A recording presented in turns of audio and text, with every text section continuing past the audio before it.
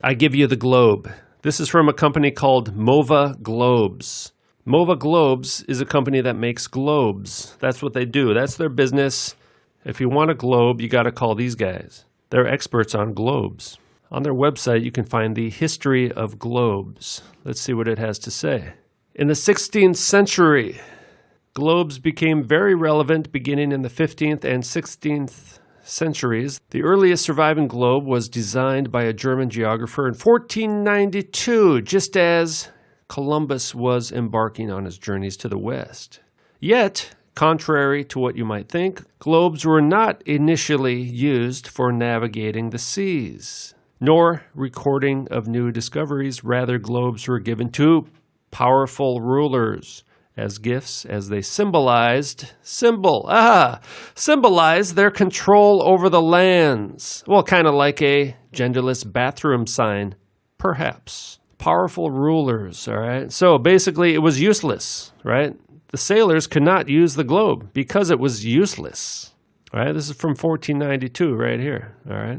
While the demand for globes rose in the 17th century, the use for them largely remained the same. Small pocket globes and even larger globes developed by the British continued to serve as powerful decorative accessories and as symbols of status. Well, we got symbols again, huh? It's a symbol. Nevertheless, maps were updated and new discoveries were recorded so that many globes could still serve a practical use. Only in the 18th century did globes more widely serve practical uses, such as the recording of new discoveries and as educational tools for astronomers, for experts, right? Still not for students yet. Globes are not a household item yet. 19th century globes. This time period saw the addition of a new market for globes that is iconic in today's world, the classroom. Okay, so globes were only taught and used in classrooms from the 1800s, all right? And in fact, I believe it was the mid to late 1800s, which really is about 150 years, really. Globes have only been used by the common people for about 150 years. And nobody knew, right? The first images of the Earth from space, a really grainy, bad photo. The next one was during the Apollo mission to the moon landing in 1969. And a BBC documentary, even mainstream media has proven that to be a fraud.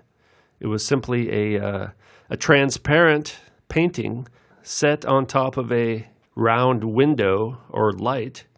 So it looked, and the rest of it was dark. So it looked like it would look like film footage of the Earth from space, surrounded by the blackness of space. And it was 1969. That's really when people were like, "Oh, I guess the Earth really is a globe." 1969 was the first confirmation that Earth was actually a globe, and that confirmation has now been proven to be false, using mass media to indoctrinate the masses, to brainwash people, right? So the classroom as a place to indoctrinate children with the idea of a globe. This began in the late 1800s. Thus, many globes were made into smaller sizes for easier portability and, of course, to conform to children's needs. Children. All right, so this little globe here was a very important tool for shaping our worldview. A new idea was put into the classroom to change people's worldview at a very young age, right? To imprint an entirely new worldview based on no evidence. Probably was a good business to be in at the time, right? The globe business. We got to brainwash the masses. We need more globes. Put that thing in a classroom, everyone will believe a lie. Then make a few Star Wars movies, Star Trek, science fiction, comic books, movies. Yeah, they'll believe it. Put the globe at the beginning of every news show. Just put the globe out there as much as we can, because it doesn't actually exist, but they'll think it does. 21st century globes, all right? That's kind of where we're at now, isn't it? Flash forward to today, and globes now serve mostly as decor. Oh, look at this. A globe is merely a historical artifact these days. Why?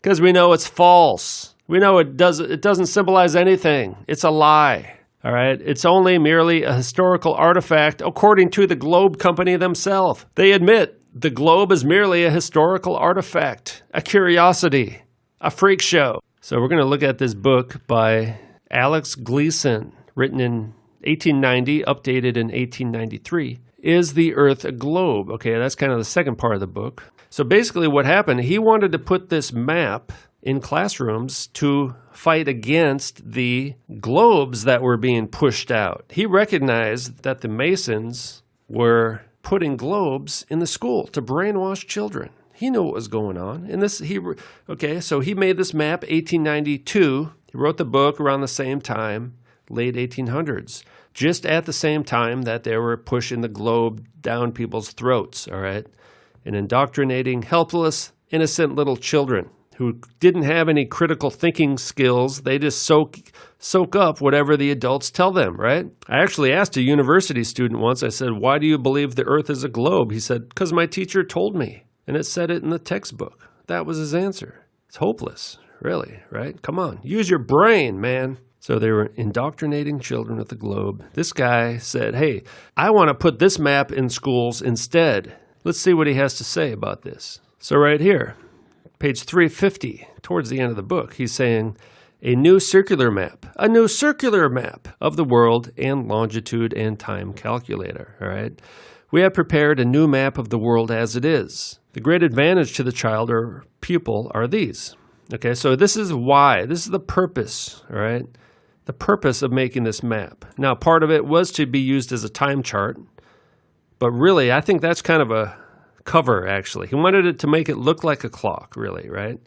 But I think this is the real purpose, and this is what it actually says, right? The great advantage to the child or pupil are these. The whole world is before the person, with all its continents, countries, etc., in their detail and relative location. So it's a relative location. It doesn't say exact, right? Relative location, the one to the other, and so is the geography of the earth and seas established in the mind. The geography of the earth and seas and the relative location of all the different places, the basic shape of the earth and layout of the continents and seas, he wanted that to be established in the mind, especially of the child, so that at least have a chance to fight back against the globe. The map should hang in the house of every family in the land as well as every office or public place. The publishing company have ready a large wall map for schoolrooms and public places. The company will not only supply the United States, but the world, and very soon the globe map and Mercator's projection will not be found. So he wanted to replace the globe, which was booming during that time, and also the Mercator projection. He wanted to put his map up there so people could see what was really going on. As a useful commodity, they will not exist, and if any existence of them should be preserved, it would be but a memorial of that pagan idolatry from which the nations had evolved. Globe is a pagan idol, all right? It's sad that so many people still believe in the globe. That's only been really pushed down people's throats for the last 150 years. So that means there's almost 6,000 years of human history when they didn't have the globe propaganda and they just used their common sense and their brain and they walked outside and say, hey, I'm not getting blown away by the wind. The earth must be standing still. Yeah. The hypothesis of the motions of the earth and planets around the sun were not original even with Copernicus and as has been claimed or supposed by some. According to mythological tradition, Pythagoras, the sun worshipper, was the medium through which the devil operated to bring into requisition the present godless adorations, idol, of the inventions of man. Godless, I say, for such ideas as the founders of the system possessed and taught, I am safe in saying, never sprang from a divine source. It is but simply a matter of justice that I mention the source of this pagan institution. The globe comes from pagans. Since I started this company 15 years ago, MOVA has been on the forefront of technology and design with our first of its kind rotating MOVA globes. But our customers kept demanding better from us. Well, today, we take a giant step forward in the evolution of our products. Introducing the Flat Earth MOVA globe. We've created a more accurate representation of the world we all live on. The Flat Earth MOVA globe has been stripped of all distracting spinning, fancy patents, and pesky gravity. You just place it on its base and watch it do nothing. Come join the Flat Earth revolution, where we're all on an equal plane.